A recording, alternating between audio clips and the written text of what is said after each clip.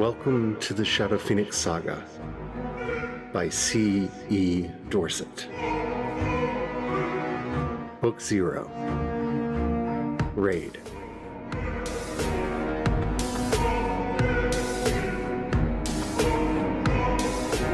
Chapter 3, Song of the Sea.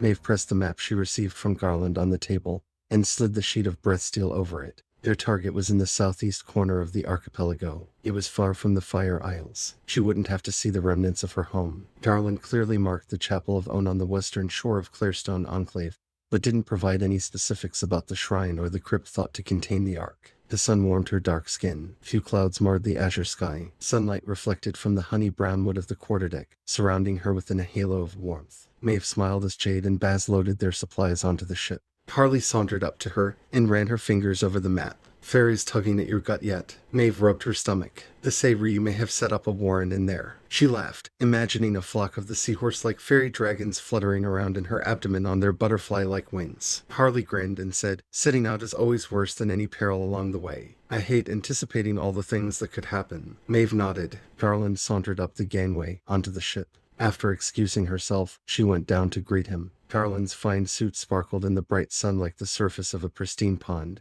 He didn't belong on a vessel of this caliber. One day, the buttercup would shine like a pearl on the ocean. He handed her a folio of papers with that broad, overly friendly smile. "This is a sketch of the Ark. I also included information about it in the crypt in which it is stored. I wish we had more to give you." "So do I," Maeve said politely, "but it will have to be enough." Garland nodded and cast an eye over Baz. "Is something wrong?" Maeve asked. "Not at all," Garland responded. "I am sure you and your crew will do just fine. I don't want to keep you. May the winds be at your back and the sun in the eyes of your enemies." "And yours," Maeve said, masking her surprise as he used the old windjammer's farewell. Maeve didn't take her gaze off Garland as he disembarked from the ship. He furtively glanced toward Baz repeatedly. Why was he so interested in her crewmate? She returned to the quarterdeck and tapped the folio on her hand. "What was all that about?" Harley asked. "Garland was just giving us the rest of their intelligence on the Ark and the island." I meant the way he looked at Baz. It was like he expected to see someone else and was surprised by him. Maeve straightened up.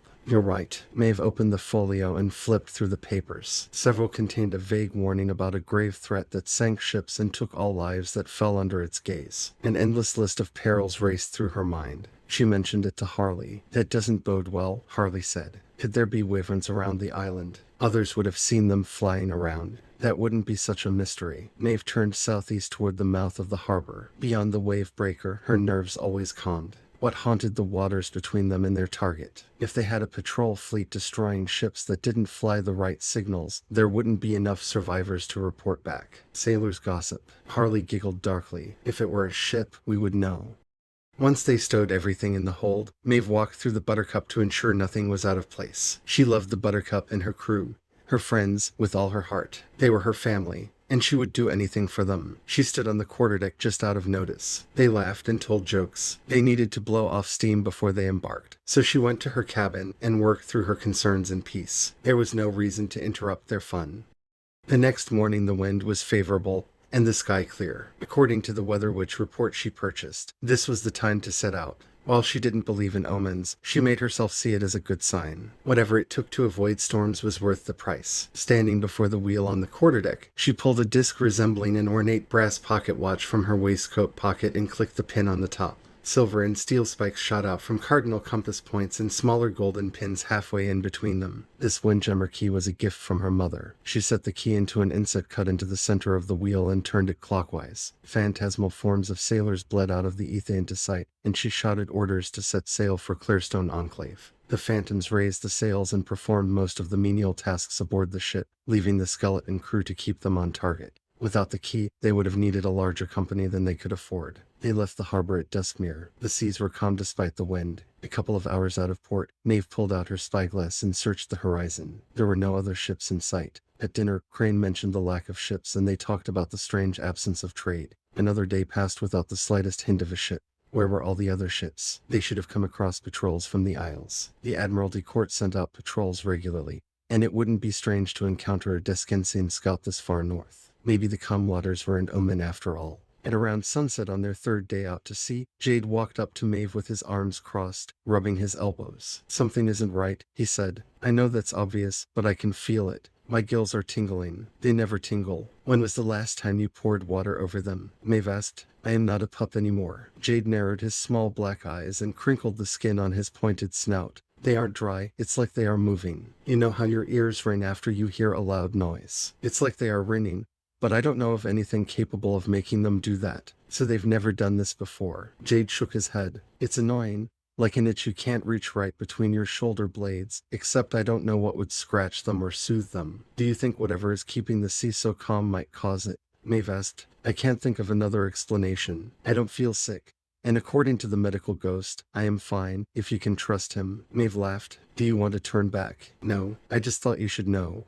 That night, Maeve dreamed of the beach where the Buttercup ran aground when they found it. The ship wasn't there, but the large anchor stones remained. A strange woman with skin like sapphire and hair like lapis lazuli sat atop a stone crooning a song softly to herself. Her hair flowed in the breeze like water down a gentle fall in a stream. The song was in a language Maeve didn't recognize. Its vowels stretched out into long arias, broken sparingly for consonants or breaths. Each note resonated within her chest, and her entire body vibrated from the music. Danger filled each intonation. The woman wailed as if she were in pain. The melody itself warned her to stay away from the woman, to turn back and to leave. Doom filled the air, and whispered threats under the melody like its own harmony, promising destruction to anyone who didn't heed the warning. It grabbed her, catching in her throat like a word that would choke her if she didn't say them. Life leaked from her body, like her soul threatened to bleed from her and leave her as less than a dry husk. She started awake in her bed, unsure if it was the memory or the song itself still ringing in her ears. Calmruth snuggled his scaly head into her side, and she petted him absent-mindedly as she calmed her breathing. Maeve couldn't fall back to sleep.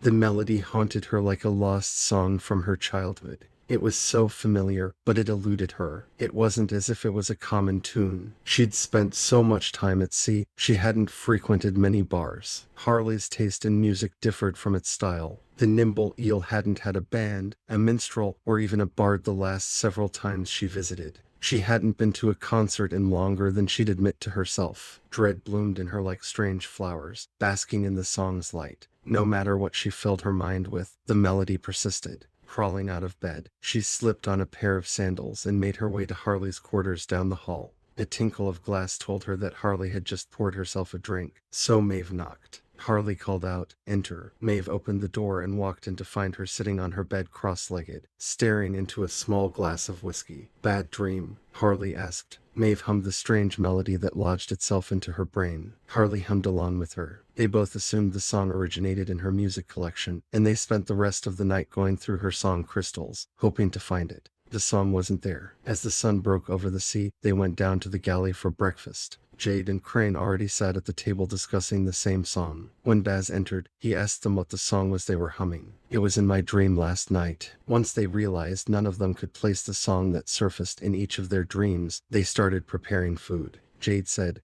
"There are legends of sirens whose songs lured sailors to their deaths. Have you ever heard of one that drives people away?" None of them had. "What if this might be a sign the monks on Clarestone Enclave know we are coming?" Baz asked. "They may have invoked a spirit against us." They all agreed to be on high alert for signs of supernatural activity. Throughout the day, as they sailed into the eerily calm sea, they kept catching themselves humming the tune and then winced when they realized they were doing it. The next day, as they continued to sail over the glass-like sea, Maeve leaned over the railing a couple of times because something strange moved in the deep. Except for the ship's wake, the water was mirror smooth. Her shadowed and distorted image peered back at her. The ethereal face from her dreams floated under the surface. The face loomed up from the depths like a whale coming up to breathe.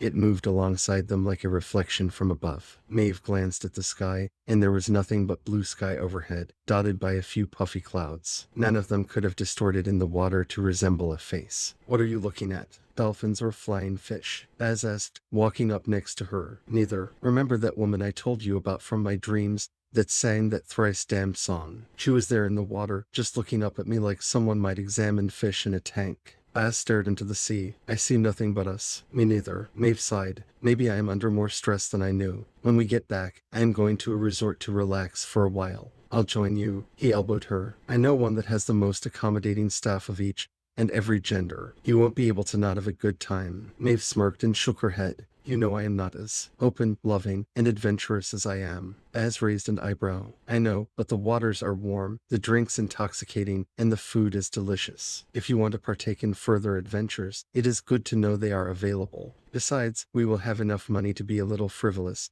and still be responsible. That describes someone I know very well. Maeve stared into the sea and hoped they weren't being haunted by a sea spirit that meant to do them harm. Thank you for listening to the Shadow Phoenix Saga. You can find out more over at our website, projectshadow.com. We share information about world building, which you can find at cryptsandwyverns.com. If you're interested in learning more behind the scenes, there is a bonus episode available over at projectshadow.com to paid members, where I discuss the writing of the chapter, the world building, the characters, and a lot of the behind the scenes in what it takes to bring the Shadow Phoenix Saga to you. Thank you so much for listening, and thank you as always for your support.